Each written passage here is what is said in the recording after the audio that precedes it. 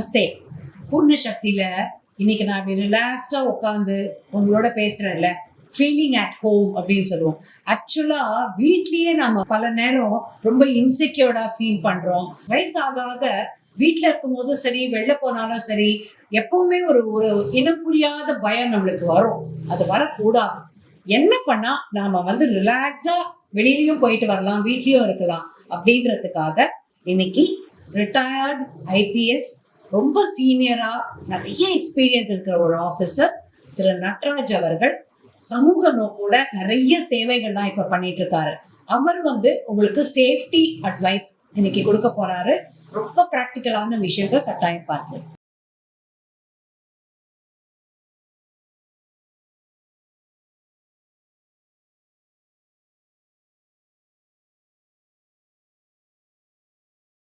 Senior citizens இப்போ நிறைய பேர் நிறைய லொக்காலிட்டியில் குழந்தைங்கள்லாம் வெளியில் வேலைக்கு போய்ட்றாங்க. ஐ மீன் வீட்லேயே தங்கறதில்ல, வெளி மாநிலமோ இல்லாட்டா வெளிநாட்டுக்கோ அவங்க வேலை பார்க்குறாங்க. அந்த மாதிரி நேர்வில் வயது முதிர்ந்தவர்கள் வீட்டில் தனியாக இருக்கக்கூடிய ஒரு சூழல் வருது. ஸோ அதில் என்னெல்லாம் நம்ம பாதுகாப்பு நடவடிக்கை எடுக்கணும் அப்படிங்கிறது மிக மிக முக்கியம். முதல்ல யார் கதவை தட்டினாலும் யாருங்கிறத முதல்ல தெரிஞ்சுட்டு கதவை திறக்கணும். இப்போ அது ஒன்று நம்ம இன்வாலண்ட்ரியாக என்ன பண்ணுறோம், எல்லா வீட்லேயும் யாராவது பெல் அடித்தாலும் உடனே கதவை திறக்கிறது அது கிடையாது. யாரை உள்ளே விடுறதுங்கிறது ரொம்ப தெளிவாக இருக்கணும். ஸோ அந்த பாதுகாப்பு முக்கியம்.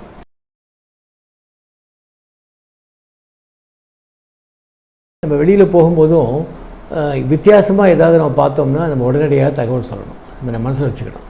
அதாவது இப்போ எல்லாம் சொல்லுவோம், நம்ம காவல்துறையில் கூட ஒரு ஸ்லோகன் கொடுப்போம், if you see something say something, if you see something say something. ஏதாவது உங்களுக்கு வித்தியாசமாக ஏதாவது கடலைப்பட்டதுன்னா அதை பற்றி சொல்லுங்கள் அப்படின்னு சொல்கிறது. நீங்கள் உங்களோட ரிலேட்டிவ்ஸ்கிட்ட சொல்லலாம், இல்லாட்டா வேறு யார்கிட்டையும் சொல்லலாம், போலீஸ் சொல்லணும் கூட அவசியம் இல்லை. பட் பெஸ்ட் திங் மற்றவங்களோட பகிர்ந்துக்கணும், அது மிக மிக முக்கியம். அது இது ஃபிசிக்கல் சேஃப்டிக்கு இது மிக முக்கியம்.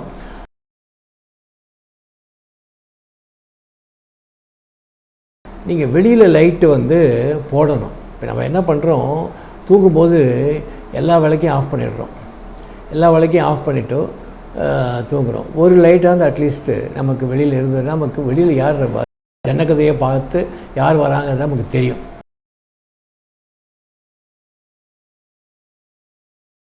எல்லா வீடுகள்லேயும் இப்போ கேமரா வைக்கிறது முக்கியம். இப்போ ரொம்ப ஜாஸ்தி ஒன்றும் விலை கிடையாது.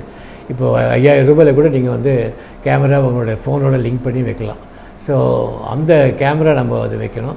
இன்னொன்று அலாம் இருக்கணும் வீட்டில்.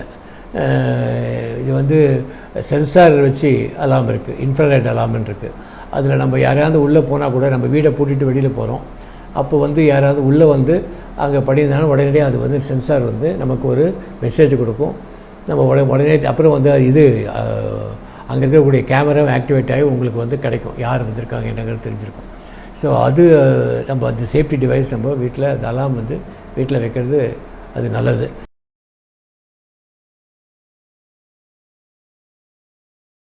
அதிகமான வேல்யூபிள்ஸை வீட்டில் வைக்கக்கூடாது. அப்படி வைக்கிறதா இருந்தால் கூட ஒரு ஸ்ட்ராங் ரூம் அது மாதிரி ஒரு பீரோவில் அதில் ஒரு ஸ்ட்ராங் இது இருக்கணும். சில பேர் சவுத்துலேயே கூட வச்சுருக்காங்க, அது ஹிடனாக அந்த மாதிரி வச்சுக்கலாட்டா. அஃப்கோர்ஸ் பேங்க்கில் இருக்குது. பட் வீட்டுக்கு basic safety devices like your camera and நான் சொன்ன அந்த இன்ஃப்ராரெட் டிவைஸ் அலாம் சிஸ்டம் அது வைக்கிறது பெட்டர்.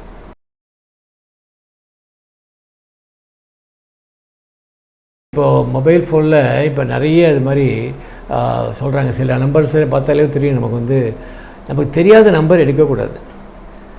காலர் ஐடின்னு ஒன்று இருக்குது, அந்த காலர் ஐடி ஆப் கூட நீங்கள் பொறுத்துக்கலாம். இப்போ நிறைய வீட்டில் லேண்ட்லைனாக கிடையாது. முன்னாடி லேண்ட்லைனில் நம்ம ஐடி ப்ரூஃப் ஐடி இருக்கும் அதில்.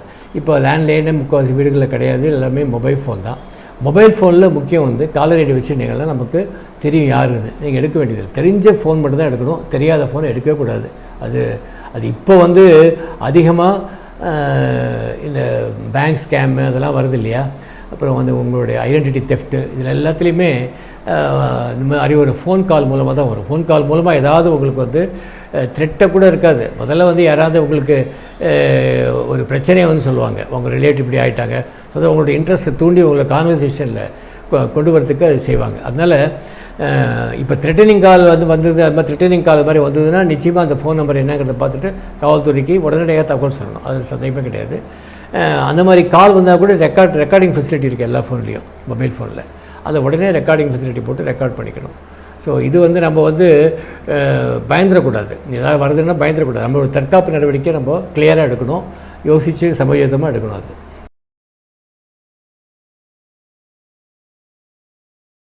இப்போ வந்து சீனியர் சிட்டிசன் ஹெல்ப்லைனே இருக்குது. 14567ங்கிறது சீனியர்ஸ் எல்டர்ஸ் ஹெல்ப்லைன்.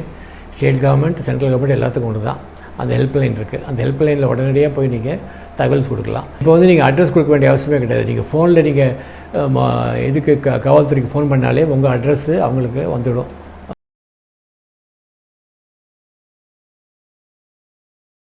வெளியில் போகும்போது நம்ம வந்து இருட்டான இடங்களில் போகக்கூடாது. அது ஒன்று, அது பேசிக்குது மாலை நேரத்தில் அந்த மாதிரி இடங்களுக்கு. அப்புறம் வந்து சாலையை கடக்கும்போது அது விதிகளை கடைபிடிக்கணும். ரோடுக்கு ரொம்ப ஓரமாக நம்ம போக வேண்டிய அவசியம் இல்லை. அந்த பிளாட்ஃபார்மில் கொஞ்சம் தள்ளி போகணும். அப்புறம் சப்போஸ் ஏதாவது நம்ம செயின் போட்டுக்கூடாதுன்னு சொல்ல முடியாது. எல்லோரும் வந்து கோல்டு செயின் போட்டுக்கிறாங்க, கொஞ்சம் போத்திட்டு போகலாம். வெளியில் தெரிகிற மாதிரி ஒன்றும் இல்லாமல் நம்ம அது கொஞ்சம் போத்திட்டு போகிறது பெட்டர். ஸோ வெளியில் தெரியக்கூடாது. அப்புறம் யாராவது நம்ம அலர்ட்டாக இருக்கணும். ஏன்னா ஃபாஸ்ட்டாக மோட்டர் சைக்கிள் வராங்க இப்போ எல்லாருமே. இப்போ வந்து ஸ்நாச்சிங் நடக்கிறது வந்து ஃபாஸ்ட்டாக மோட்டர் சைக்கிளை வந்து அதை ஸ்நாச் பண்ணிட்டு போகிறது. அவன் எப்படி பார்ப்பான்னா, முதல்ல அவன் போயிட்டு ஆள் நோட்டம் விடுவான் எப்படி இருக்குன்னு, திரும்பி வந்துட்டு அப்புறம் தான் அதை அவங்க பண்ணுவாள். இல்லாட்டா வந்து திடீர்னு உங்ககிட்ட பக்கத்தில் வந்து இங்கே ஏதோ உங்களுக்கு கீழே விழுந்திருக்கு பாருங்க அப்படின்பா. நீங்கள் கீழே குனிவேல், அப்போ வந்து செயினை பறிச்சுடுவான். அதே மாதிரி காலம்பரை கோலம் போடும்போது நிறைய செயின் ஸ்நாச்சிங் நடக்கிறது. இப்போ நிறைய இடத்துக்கு வெளியில் வந்து நம்ம கோலம் போடுறோம்.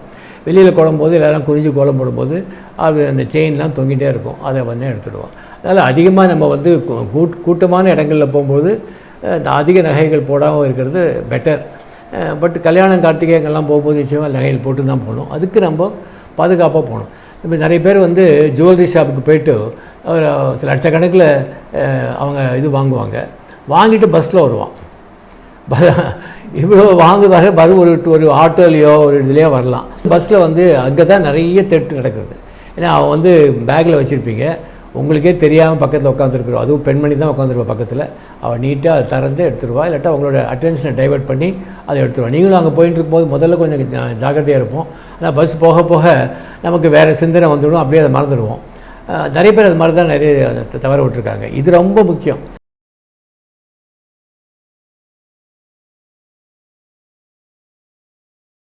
கட்டாயமா நிறைய பேர் கூட ஷேர் பண்ணுங்க அண்ட் சப்ஸ்கிரைப் பண்ணுங்க. அப்பதான் பூர்ண சக்தி வீடியோஸை மிஸ் பண்ணாம பார்க்க முடியும்.